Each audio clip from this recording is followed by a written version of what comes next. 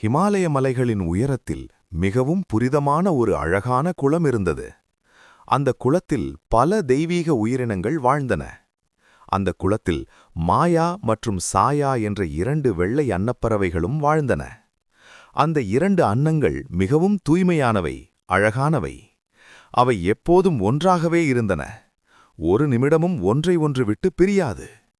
அவற்றின் உண்மையான நட்பை பார்த்து மற்ற அன்னப்பறவைகளே பொறாமைப்படும் அளவுக்கு அவை நெருங்கிய தோழிகள்.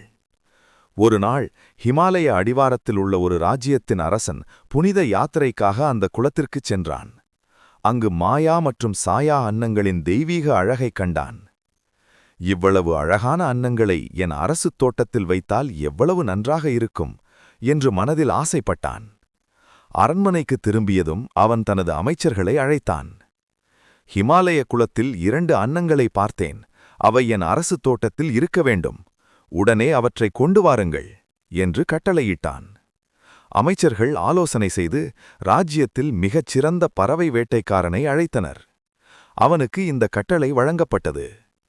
மாயா மற்றும் சாயா என்ற இந்த 2 அன்னங்களை எந்தவிதமான சேதமுமில்லாமல் பிடித்துக் கொண்டு வா.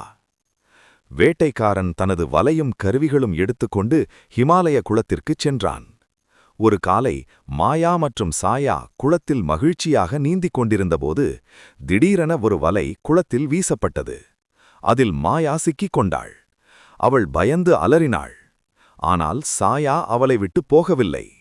சாயா உடனே யோசித்தாள். நான் தனியாக தப்பித்தால் என் தோழியை இழந்து விடுவேன் என்று முடிவு செய்தாள். அவள் மாயாவிடம் மெதுவாக சொன்னாள், நீ இறந்தது போல அமைதியாக கிடந்துவிடு. நான் உன்னை விட்டு பிரிய மாட்டேன்.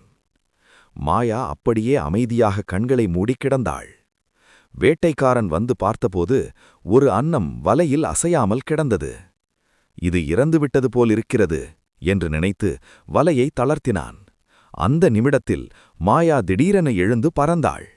சாயாவும் அவளுடன் சேர்ந்து வானில் பறந்தாள். இருவரும் ஒன்றாகவே குளத்தை விட்டு தப்பித்தன. வேட்டைக்காரன் வெறுமையாக நின்று கொண்டிருந்தான். அரசனின் ஆசை நிறைவேறவில்லை. மாயா மற்றும் சாயா மீண்டும் அந்த புனித குளத்திலேயே முன்பை விடவும் உறுதியான நட்புடன் வாழ்ந்தன.